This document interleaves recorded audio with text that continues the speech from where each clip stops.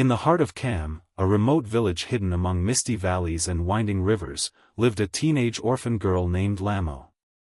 She had no family, no wealth, and no fine clothes. Her feet were bare, and her garments were patched and worn, yet her spirit remained unbroken. Lamo was known throughout the village for her gentle heart and radiant smile. No matter how little she had, she found ways to help others. She fetched water for the elderly, comforted crying children, and even shared her small pieces of bread with hungry beggars passing through. Though the villagers pitied her, they also admired her quiet dignity. Whispers often followed her through the streets. "Poor girl," they would say, watching her with both sympathy and awe, "but she carries herself like a queen." Lamo simply smiled, never letting their words weigh her down. One stormy night, as fierce winds howled through the village and rain poured from the heavens, Lamo was walking back to her hut when she saw a figure collapsed near the village gate. It was an old traveler, soaked to the bone and shivering from the cold. His face was weary, and his body seemed frail and weak. Without a second thought, Lamo rushed to his side. With great effort, she helped him to his feet and guided him to her tiny hut, where the walls barely held back the wind. Inside, she wrapped him in her only warm blanket and used her last handful of rice and herbs to prepare a simple broth for him. She sat by his side through the night, tending to his wounds and keeping the small fire burning. She didn't ask who he was or where he came from, her heart simply wouldn't allow her to leave anyone suffering alone. The storm raged on outside, but inside Lamo's small hut, the air was filled with the soft crackle of the fire and the comforting scent of herbs.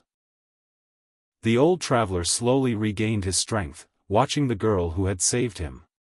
She moved quietly, refilling his cup, tending to his wounds, and adjusting the thin blanket around his shoulders. Not once did she ask his name, where he came from, or what he could offer her in return.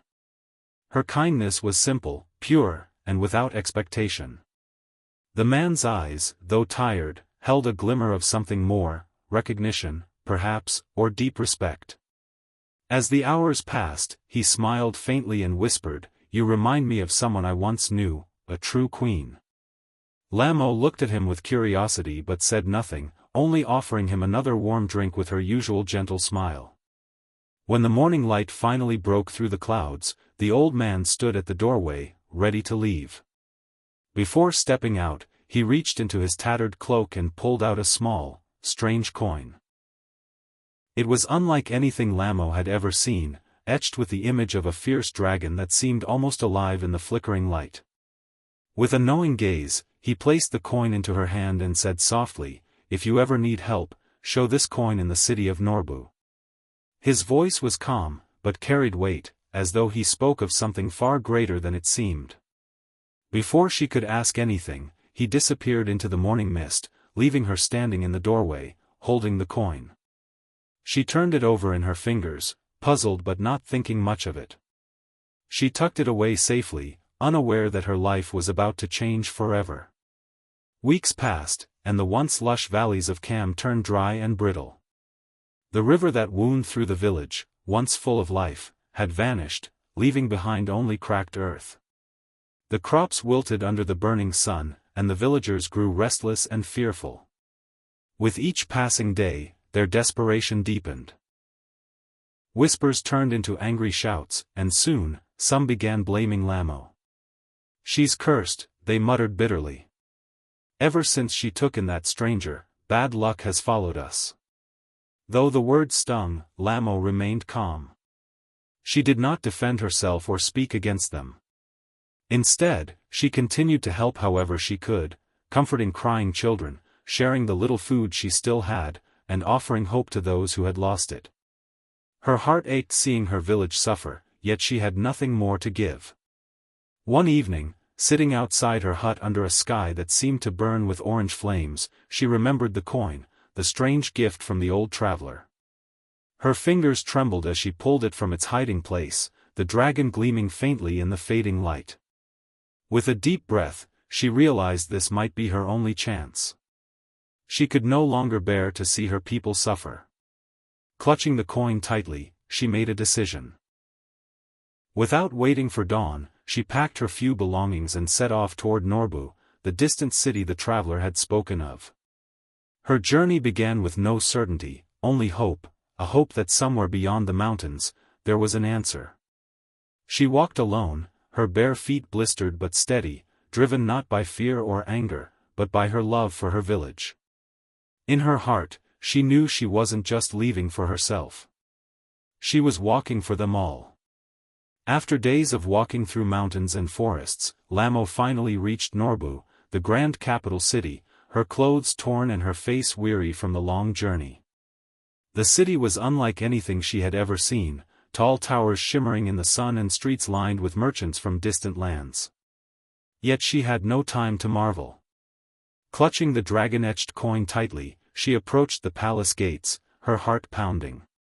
At first, the guards looked at her with suspicion, but the moment she showed them the coin, everything changed. Their eyes widened, and without a word, they bowed deeply before her. Confused and nervous, Lamo followed as they led her through the palace's golden corridors, her footsteps echoing off the marble floors. Inside the grand hall, filled with shimmering banners and glowing chandeliers, she saw a familiar face, only now, the old traveler was dressed in rich robes and a jeweled crown. He sat upon the throne, his posture regal and commanding. It was him, the very man she had saved. With a gentle smile, he stood and said, "Lamo, many years ago, I left this palace in disguise, seeking a heart that was pure, selfless, and kind. Many turned me away, but you, with nothing to your name, gave me everything you had, asking nothing in return." Tears welled in Lamo's eyes as she listened, stunned beyond words. The king's voice grew warm as he continued, "Today, I name you the Queen of Kham, not for royal blood, but for your heart of gold." Gasps filled the hall as the crown was placed upon her head. Overwhelmed, Lamo wept, not out of pride, but because she now held the power to save her people.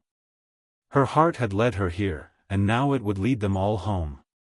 Under the warm glow of the sun, the village of Kham began to bloom once more.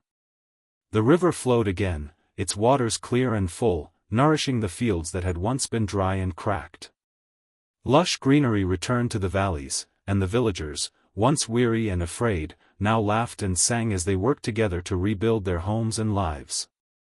At the heart of it all stood Queen Lamo, but she looked nothing like the queens from stories. She wore simple robes, just as she always had, and upon her head rested not a jeweled crown, but one woven from wildflowers, crafted by the village children themselves. She lived humbly, in the same small hut, refusing the grand palace offered to her. Though she now had the power to command, Lamo never stood above her people. She walked among them, carrying baskets of grain, fetching water from the river, and tending to the sick and elderly with her own hands.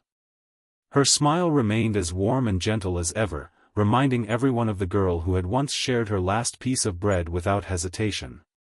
The villagers, once blinded by fear, now looked to her with deep respect and love. They no longer saw her as the poor orphan girl, they saw her as their true queen, not because of her title, but because of her unwavering kindness. As the village thrived under her care, the story of Queen Lamo spread far beyond Kham, inspiring others throughout the kingdom. And as the narrator's voice gently fades, these words linger. True royalty isn't born from crowns or riches, it's born from kindness, compassion, and a heart willing to serve. The story of the Queen of Kham is a timeless reminder that the greatest power lies not in wealth or status, but in kindness, selflessness, and compassion.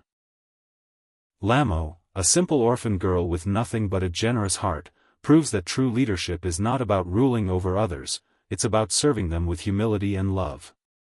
Her journey from a lonely village girl to a beloved queen shows that even in the darkest times, acts of kindness can spark hope and change lives. Through her unwavering compassion, she transforms not only her village but also the hearts of those around her, teaching that one act of selflessness can ripple far beyond what we imagine. In the end, Lamo's story leaves a powerful message. True greatness is not found in crowns, palaces, or riches, it lives in the heart of anyone willing to serve others with love, courage, and kindness.